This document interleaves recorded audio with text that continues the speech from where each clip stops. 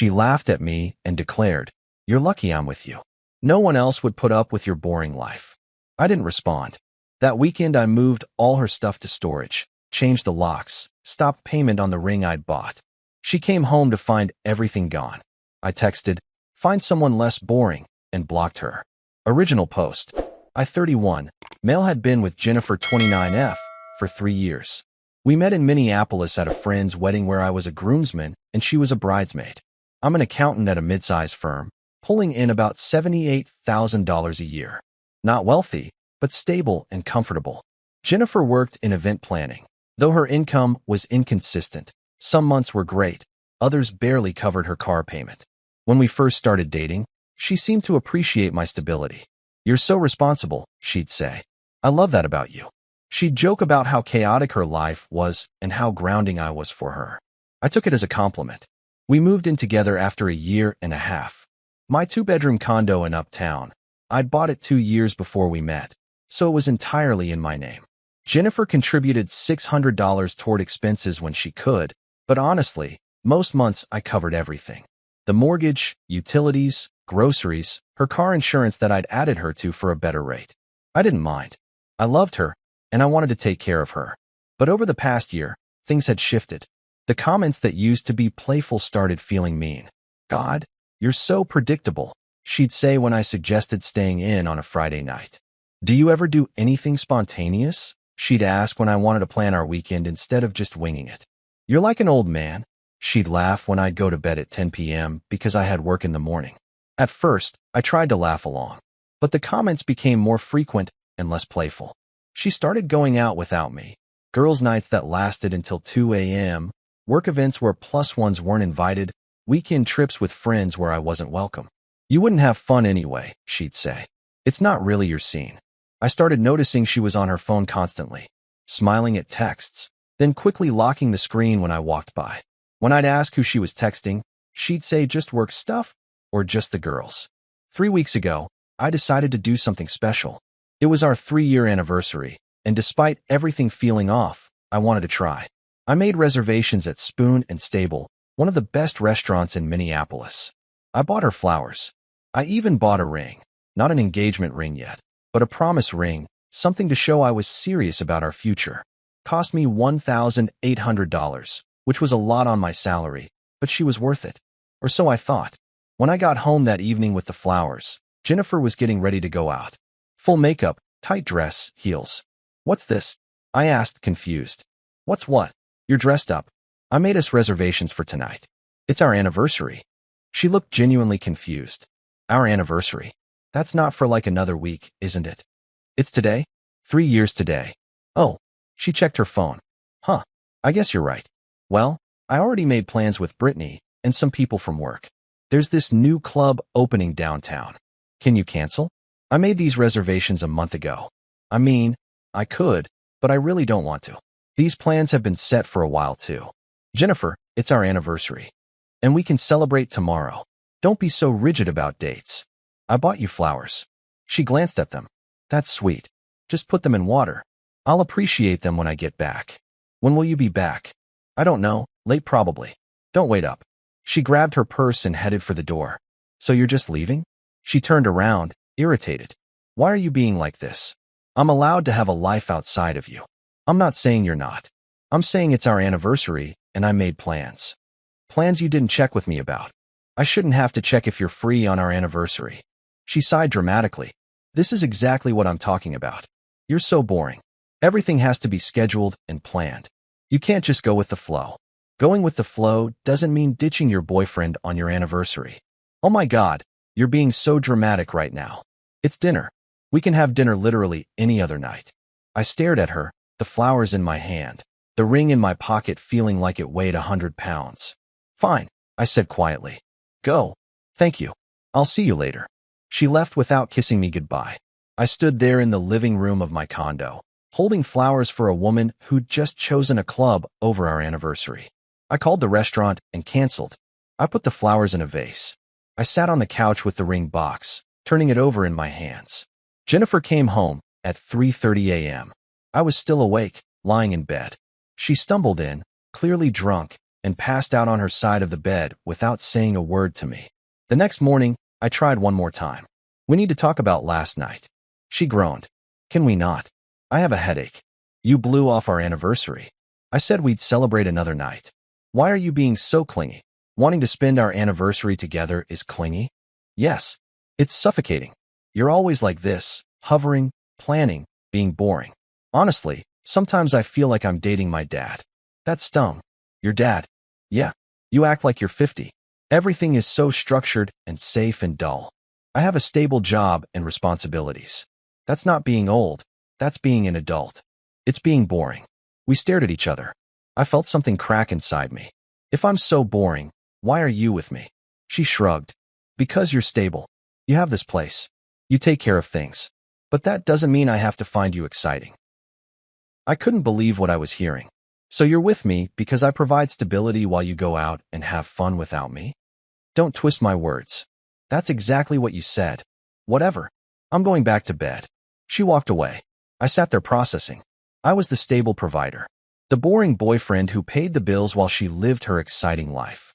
That afternoon, while Jennifer was at brunch with friends, I called a locksmith. "I need all my locks changed. Today, if possible. We can have someone there in 2 hours." "Perfect." Then I called a storage facility. "I need a unit. 10 by 10. How soon can I get access?" "We have one available now. You can move in today." I rented it immediately. Then I got to work. I packed every single thing that belonged to Jennifer. Her clothes, her shoes, her makeup, her decorations, her books. Everything. I was methodical about it. I didn't damage anything, didn't throw anything away. I just carefully boxed it all up. It took me 6 hours. By the time I was done, I had 23 boxes and 8 suitcases. I loaded everything into my car and made 3 trips to the storage unit. The locksmith showed up at 4 p.m. and changed every lock. New deadbolt, new doorknob, new everything. Then I went to the jeweler where I'd bought the ring. "I need to return this." "Was there a problem with it?" "Yeah. The person I bought it for turned out not to be who I thought she was. They gave me a full refund." Finally, I went back home and removed Jennifer from everything. I took her off my car insurance. I changed my Netflix password. I removed her access to my Amazon Prime. I went through every shared account and subscription and cut her off. By 8 p.m., I was done. I sat in my condo, now completely absent of any trace of Jennifer, and waited.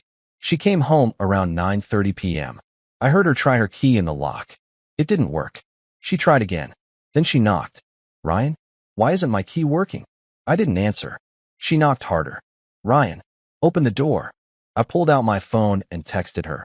"Your stuff is in storage unit 247 at Secretvoices on Lindale. Here's the code. You have 30 days to get everything out before they start charging you. Find someone less boring."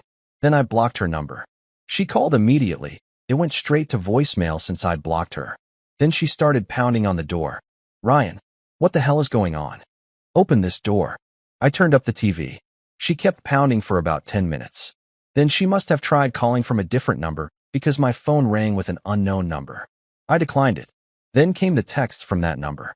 "Ryan, what the fuck? Why did you lock me out? Where's all my stuff? This is insane. We need to talk about this. Answer me." I blocked that number too. About 20 minutes later, my phone rang again. This time it was her friend Brittany. I answered. "Ryan, what the hell did you do?" Brittany demanded. "I ended a relationship with someone who thought I was boring and only stayed with me because I provided stability while she went out and had fun. She's crying outside your building. That's unfortunate. You can't just kick her out with no warning." "Actually, I can. It's my condo. My name on the deed. She was living here as my guest. I'm no longer extending that invitation. Where is she supposed to go? I don't know. Maybe someone more exciting can help her figure it out. You're being a dick." And she was using me as a boring bank account with a free place to stay. I guess we're both disappointed in each other. I hung up. Over the next few days, Jennifer tried everything. She created new phone numbers to text me from. I blocked them all. She sent emails. I filtered them to spam. She even showed up at my office once. Security escorted her out after I told them we'd broken up and I didn't want to see her. Through mutual friends, I heard she'd moved back in with her parents in St. Paul. She was telling everyone I was crazy, that I'd had a mental breakdown and kicked her out over nothing.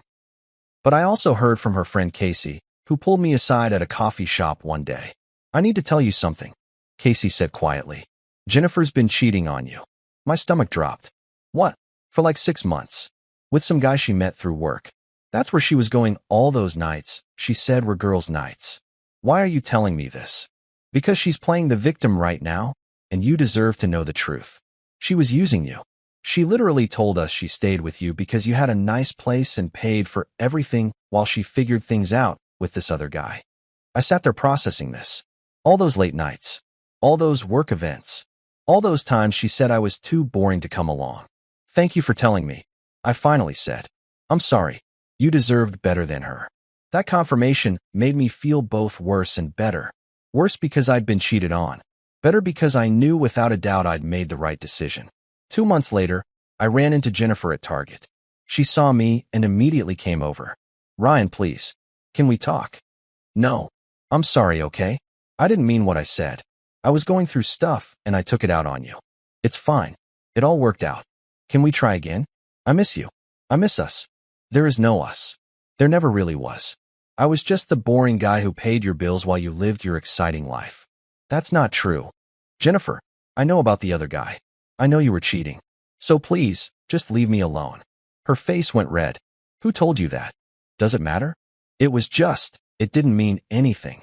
And neither did I. That's the point. Now if you'll excuse me, I have boring things to buy." I walked away. She didn't follow. Now, almost 6 months later, I'm doing great. I'm still in my condo, still working my stable, boring job. I've been on a few dates with a woman named Alicia who's a teacher. She thinks my stability is attractive, not boring. She appreciates that I plan dates instead of being flaky. She thinks it's sweet that I'm responsible, not old. Jennifer, from what I hear, is still living with her parents and still dating the guy she cheated with. Apparently, he's exciting, but also unemployed and unreliable. She posted on social media recently about how hard it is to find a good man who has his life together. The irony isn't lost on me. People sometimes ask if I regret how I handled it. If I should have tried to work things out or at least had a conversation before kicking her out. But here's the thing. She told me exactly who she was. She told me I was boring. She told me she was only with me for stability. She chose a club over our anniversary. And according to Casey, she'd been cheating for months. What conversation was there to have? So when she laughed and declared I was lucky she was with me, that no one else would put up with my boring life, I didn't argue. I just showed her that boring people are very good at handling logistics. Like packing efficiently. Like dealing with storage units. Like changing locks.